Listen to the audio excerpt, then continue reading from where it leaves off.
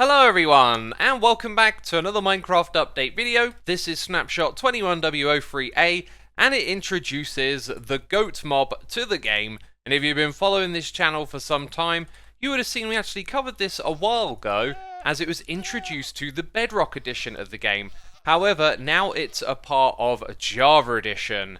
As you can see, the goats are here on the mountain biome. I'm spawning them in. They do actually spawn in naturally. However, they're only halfway implemented at the moment, and also in this snapshot we're going to see how the Axolotl and the glow squid will spawn in our Minecraft worlds. So as you might suspect, they spawn in mountain biomes, and on Bedrock Edition I believe that they spawn mostly in the snowy peaks of the mountain area.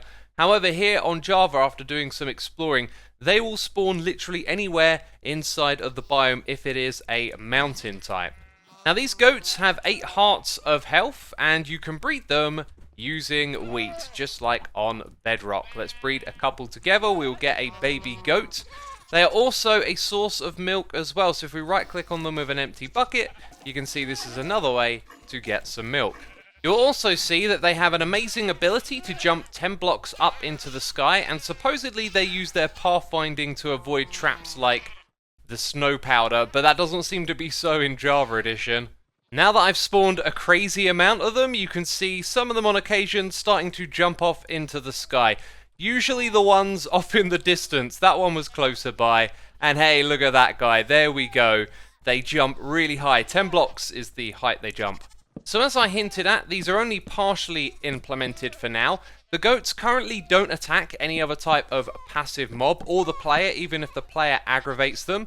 They also have this ramming ability on Bedrock that doesn't appear to be a part of this. So they won't ram wood like this, and they don't drop goat horns, which is an item they drop on Bedrock.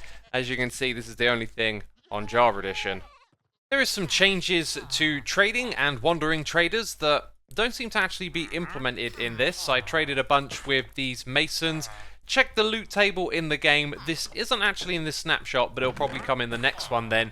You'll be able to trade 4 dripstone blocks for an emerald, and what is actually in this update, as you can see here, the moss block is now tradable. So with the wandering trader, you can now get 2 rooted dirt, moss blocks, or pointed dripstone, all for 1 emerald each.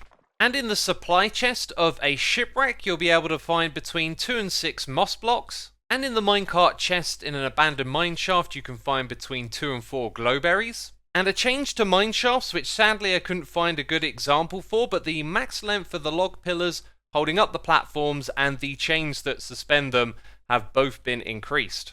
And in this update, there are lots of changes to caves, notably the increased likelihood of a mega cave, which is what I believe I have found right here as this thing stretches on into the distance. And if you've been observant, you will notice that there are now formations of dripstones in small amounts here and there. One thing I'll point out that this is not the dripstone caves biome. When we come over here, you can see that we're in a river biome. So this is just now a natural part of the generation of all types of caves, I believe. And the sign of tough blocks usually means that there are geodes nearby, but it seems like this has been blended into the terrain generation around here. As you can see in this mega cave, there are lots of spots of it. Now along with that, there are going to be blobs of deep slate that can be found above Y0, which is where we are now. We're at Y8, and over here is a good example actually. You can see that there is a blob of the stuff in this cave. And here are a couple more examples a little higher up. These can be found between Y0 and Y16. There is also a reduced likelihood of what are known as the toothpick pillars, of which I think these right here are an example. Now the blog didn't go into specifics, but supposedly in the world there's slightly more iron to be found, and occasionally larger diamond blobs will form. And there were a couple of other tweaks and changes that I couldn't really find good examples for, but you know the deal, they're tweaking and changing stuff with every snapshot. So how about the Axolotl and the glow squid? Well, I've been looking for large underground bodies of water, and every time I find something like this, I don't find either of them, and it seems to be that the axolotls are found in water sources underwater that are actually higher up in the world, above Y0. I've been using the glowing effect to find them, and you can see in this cave over here, we have some naturally generated axolotls, and they are just absolutely adorable. Now, while I've been using the glowing effect to try and find these axolotls, I've also been looking for glow squids, and I've got a feeling this is one of those things they were supposed to add, but it's not in here. I haven't found a single glow squid yet. And this is actually one of the mobs that the axolotl will now attack. When this was first introduced, it wasn't in the game, so all the other mobs that the axolotl can attack include the squids, the tropical fish, cods, salmon, pufferfish, and also drowns, guardians, and even the elder guardians. These are the other mobs that the axolotls will attack. Now, after attacking one of these other mobs, the axolotl is then going to have a 2-minute cooldown where it doesn't attack again, and this is probably to nerf it and not make it too strong. Also, the last time we saw the axolotl, when we picked it up in a bucket, it would forget what type it was. Okay, so we're going to put this one back in the water, and as you can see, it will now be remembered, so you can actually keep them like pets. They are also said to now prioritize a hostile mob over a passive one, so the axolotl has a choice here, unless the glow squid gets killed by the guardian. Yeah, look at that, it went after the guardian. And, oh, now it's playing dead. Awesome. And also, when it comes to advancements, the axolotls will now be needed for the 2x2, where you have to breed all the animals. Hey, look at that! I have regeneration. Do you know what else I had a second ago? I had mining fatigue. This was one of the original features that didn't work. So once the axolotls engage a mob, and then either player kill that mob, it will remove the mining fatigue, and it will give me regeneration. Now, earlier I touched on how I couldn't find any glow squids, and finally after searching I have found a few in a cave.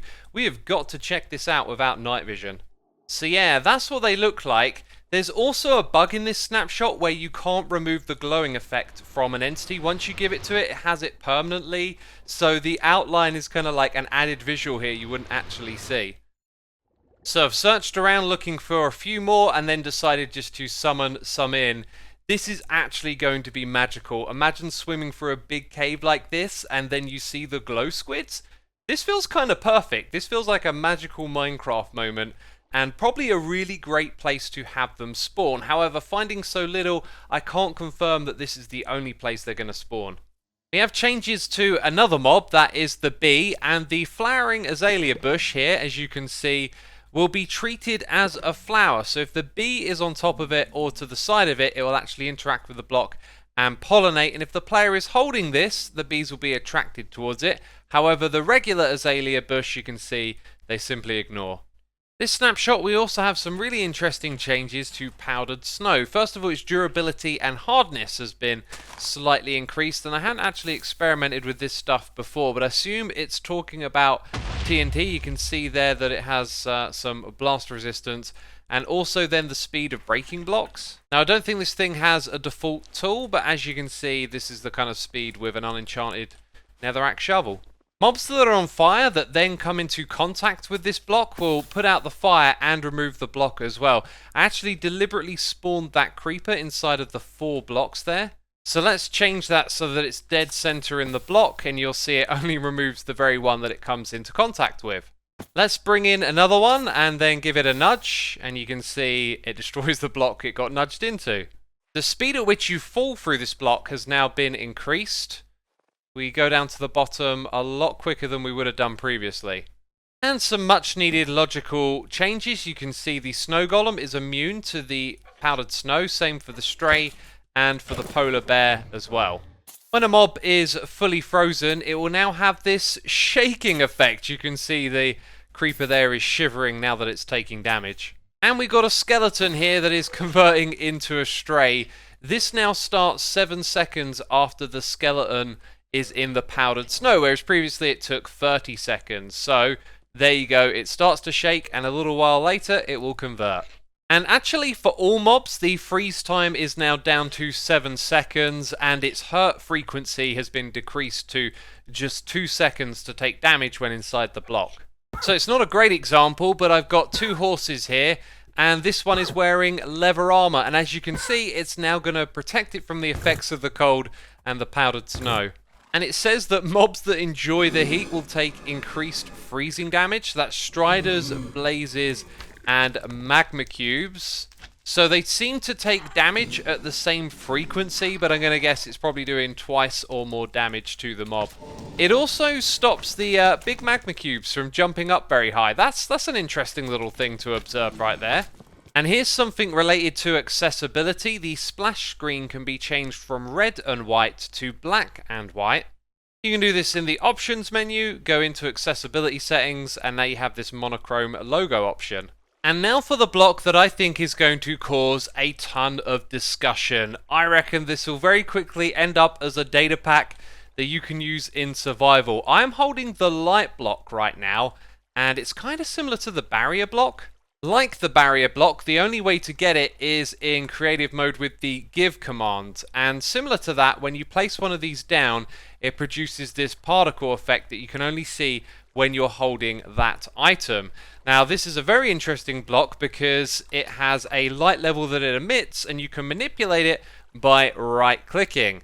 So now it's light level 0, aka no light, and the more we click this, the more the light level goes up. If you're looking at the right-hand side of the screen, you might also notice that it can be waterlogged, so you can put it inside of water as well, and then have a light source over there, which I'm currently manipulating.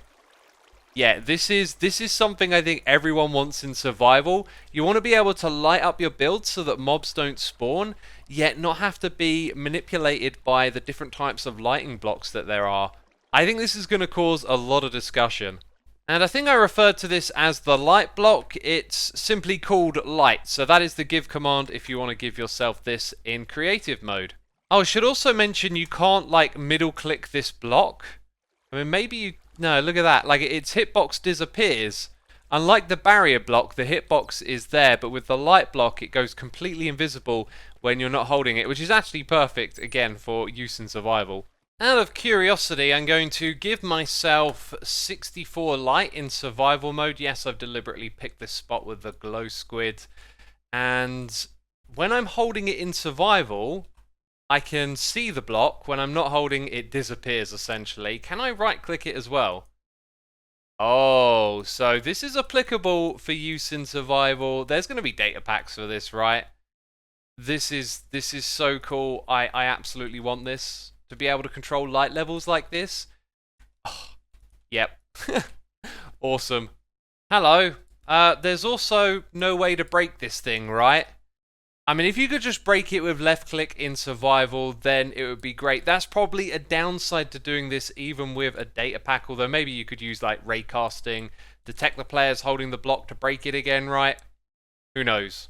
Also, a couple of technical things to mention. Some code that is no longer being used is being removed from the game. For example, the footsteps particle file is removed in this one because it's no longer being used by the game. So if you do any technical stuff, be on the lookout for that. Another one that I thought was interesting is that there was an EULA bypass exploit, so you could bypass the blacklist for servers that don't comply with the EULA. So if there is some server that you used to play on that you now can't access in the next update of Minecraft, that is probably because it is not compliant with the EULA. Let's now get to some bug fixes. First of all, you can eat suspicious stew when your hunger bar is full all the way to the top. And also these mobs, the Guardian and the Polar Bear, will now drop cooked items when they are killed by lava. The underside of an end portal now actually displays something. Previously it was transparent. I'd like to point out here that the shape of the block appears to be just below the top level and down here kind of at the half slab level. Last of all, you can use splash water bottles to put out candles. There you go, we're putting them out. Now here's a couple of things that I missed from last week's snapshot. You can now climb up and down the glow berry vines, known as cave vines. Not only can you strip the wax effect by right-clicking on a waxed copper block with your netherite axe, you can actually deoxidize it as well. So this is just a regular oxidized block, and I can take it back a level by right-clicking with the axe. And last of all, there was a bug fix related to the desyncing of using buckets in water. This is something you probably just encountered if you play a lot of survival. Sometimes the server seems to think that you have an empty bucket when you have a filled up one, and apparently that has been fixed, which is good. And that, my friends, brings us to the end of this snapshot video. So if you've enjoyed it, be sure to leave a like, make sure to subscribe if you want to keep up to date with these snapshots. And if you're a fan of Hermitcraft, I posted an episode a couple of days ago, so be sure to check that out. There's probably a link on the screen. Anyway, that is it from me. Thank you for watching, and I'll see you soon. Bye bye.